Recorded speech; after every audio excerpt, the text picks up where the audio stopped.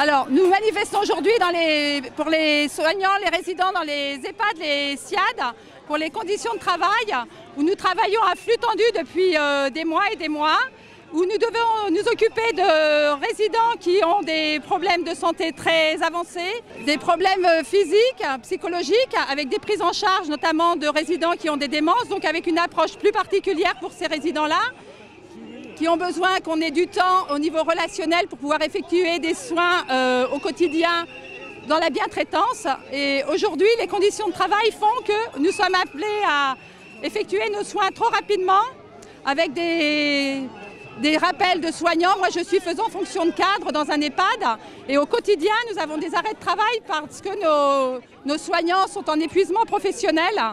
Donc, on est obligé de rappeler les autres soignants sur des jours de repos, sur des jours qu'ils n'ont pas pu prendre. Donc, ils ont un cumul d'heures important. Donc, pour toutes ces raisons, on manifeste aujourd'hui. On demande à la ministre déjà de venir plus auprès de nos personnels, d'être à l'écoute de nos demandes et notamment tout ce qui est contrat CDD, de revoir ces problèmes de contrat CDD où on embauche des gens qu'on encadre et qui, lorsqu'ils voient les conditions de travail, pour beaucoup repartent, essayent de trouver des postes ailleurs. Donc ça demande un temps d'encadrement de nos soignants au quotidien pratiquement.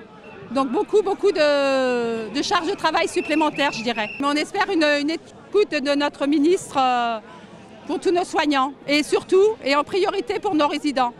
Parce qu'ils ont travaillé toute leur vie et on estime qu'il est important de les accompagner correctement et pour leur famille aussi.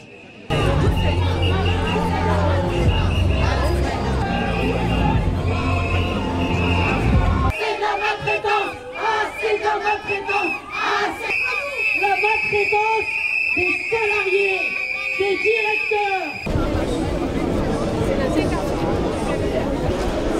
Tous les drapeaux là derrière comme ça.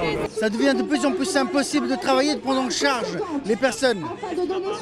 Qu'est-ce qui ne va pas? Eh bien on est à 1 pour 6, 7, 8, voire 12 personnes. On a des collègues qui font 2 personnes et demie pour 27 personnes. C'est inadmissible tout ça. On ne peut pas travailler comme ça. Eh ben, il faut mettre du personnel dans les services, chose qu'on réclame depuis des années. Voilà, et c'est toujours pas fait. Or, nos anciens, il y en a de plus en plus, et on a vraiment l'impression qu'ils sont abandonnés à eux-mêmes, quoi. Et quand on les voit qu'ils sont assis dans une salle à manger, sans boire, sans manger, parce que le personnel n'a pas le temps de se consacrer à eux, c'est pas inhumain. Même nous, on ne voudrait pas qu'on nous fasse ça. Même en prison, ils sont mieux traités comme maison de retraite. C'est pour ça qu'on manifeste. Vous pensez que la ministre va vous entendre? Je ne crois pas qu'ils nous entendront parce qu'ils sont tenus par le budget, comme tout le monde. C'est ce qu'ils nous disaient à chaque fois. Il y a du budget, mais il suffit qu'ils le sortent. On en a besoin, il faut qu'ils se mettent en tête ça. Nos partenaires qui sont là-bas à l'Assemblée Générale, qui sont censés parler pour nous, qu'est-ce qu'ils font? Dans 30 ans, ce sera eux qui rentreront en maison de retraite. Il faut qu'ils ne pensent pas à eux-mêmes plus tard. Parce qu'il ne faut pas voir que c'est les personnes qui sont là. C'est pour notre avenir aussi. Nous aussi, on sera vieux. Il faut qu'on y pense maintenant. C'est pas plus tard. J'avais pas vu avec les couleurs. Moi, c'est important de montrer qu'il y a des gens qui sont attachés à leur métier, qui aiment leur métier et qu'on empêche de bien faire leur travail. C'est ça la réalité. Donc c'est important. C'était pour ça que je suis là aujourd'hui. Pourquoi on leur empêche de bien faire leur travail? Parce qu'elles n'ont pas de moyens, des moyens humains. Il manque du personnel dans toutes les EHPAD. Des moyens matériels. J'ai passé justement une journée avec elles la semaine dernière, m'ont fait voir des lits qui ne sont pas adaptés, des charges qu'elles ont à soulever en permanence et qui ne sont pas adaptées à leurs demandes. Voilà. Et donc elles résument ça d'une façon assez simple. On gère les urgences et on ne s'occupe plus de nos résidents. Mais globalement, dans la santé, c'est ça. On gère les urgences et on ne s'occupe plus vraiment des salariés, enfin des patients ou des résidents qu'on a en face de soi. C'est un problème plus global, un problème de santé? J'entendais c'était une erreur.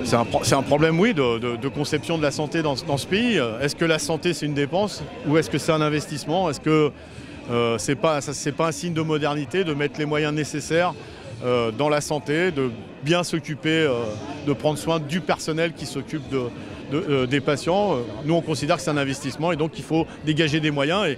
Et si le gouvernement n'a pas de piste pour trouver des sous, nous, on en a. Hein. Il faut demander aux actionnaires, 44 milliards d'euros l'année dernière.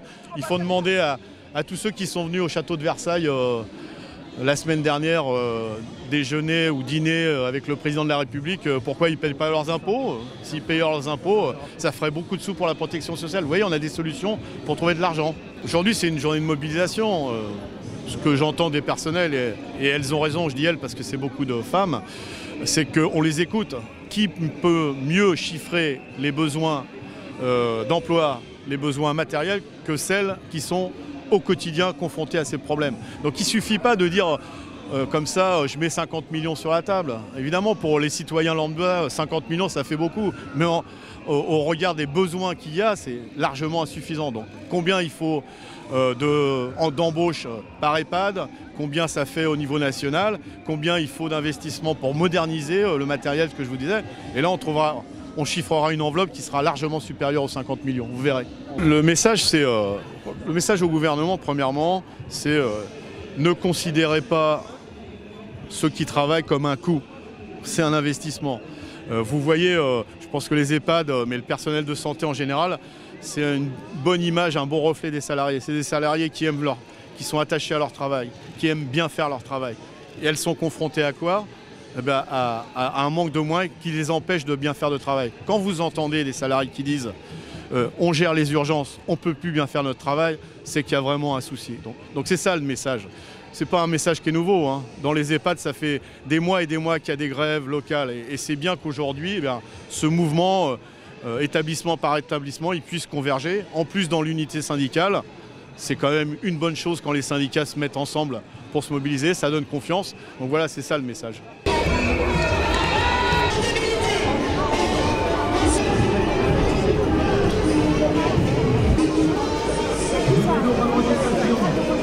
Je suis aide-soignante dans une EHPAD du Val-de-Marne. Et donc aujourd'hui, on manifeste parce qu'on n'a plus de moyens. Et donc on ne peut plus faire les soins comme on veut. On nous oblige finalement à travailler d'une manière. C'est pas comme ça qu'on a appris, nous, à l'école. Voilà. Et donc, non, pas du tout. On n'est pas assez de personnel. Et nous devons toujours faire tout vite. Et nos résidents en pâtissent beaucoup. Voilà. Et donc... Voilà, c'est pour ça qu'aujourd'hui on est dans la rue.